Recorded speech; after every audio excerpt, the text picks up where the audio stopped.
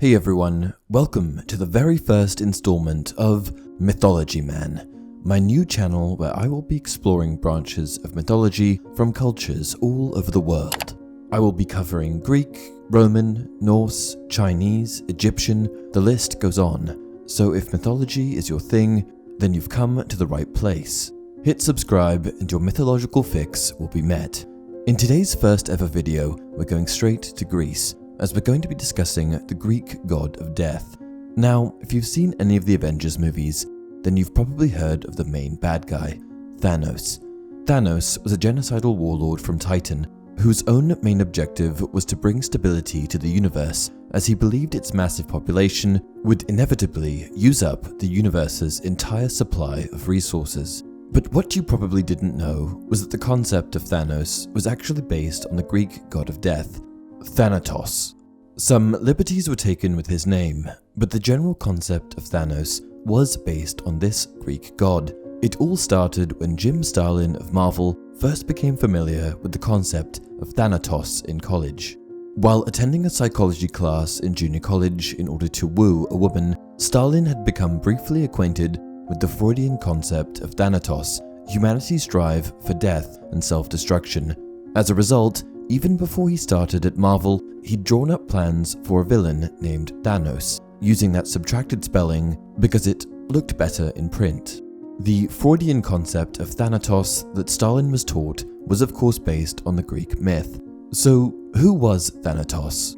First things first, let me just say that Thanatos appears quite infrequently in Greek myth.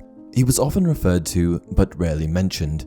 Thanatos is primarily associated with death, but what many don't know is that he was actually the personification for peaceful death, which is an important distinction to make given that there are gods associated with more violent deaths. Thanatos' mother was Nyx, the primordial goddess of the night with darkness and shadows, and his father was Erebus, the protogenos of darkness. Interestingly enough, the parents of Thanatos were actually related, brother and sister. Thanatos himself is the twin brother of Hypnos, the god of sleep, and within Greek mythology, the two are rarely apart. Nyx, the mother of Thanatos, had many children, some with Erebus and others independently. This meant that Thanatos had a number of brothers and sisters, including Moros, the personification of impending doom, Ether, the personification of light, Nemesis, the personification of retribution, Epiphron, the personification of prudence, Hemera, and Charon, who is known as the ferryman of the underworld in the river Styx. Thanatos is usually portrayed as a bearded, winged man. However, he is occasionally shown as a winged youth with flowers.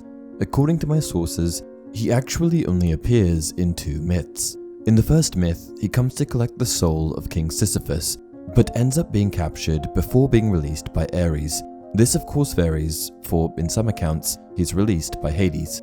And in the second myth, Thanatos tries to take the soul of Queen Alcestis.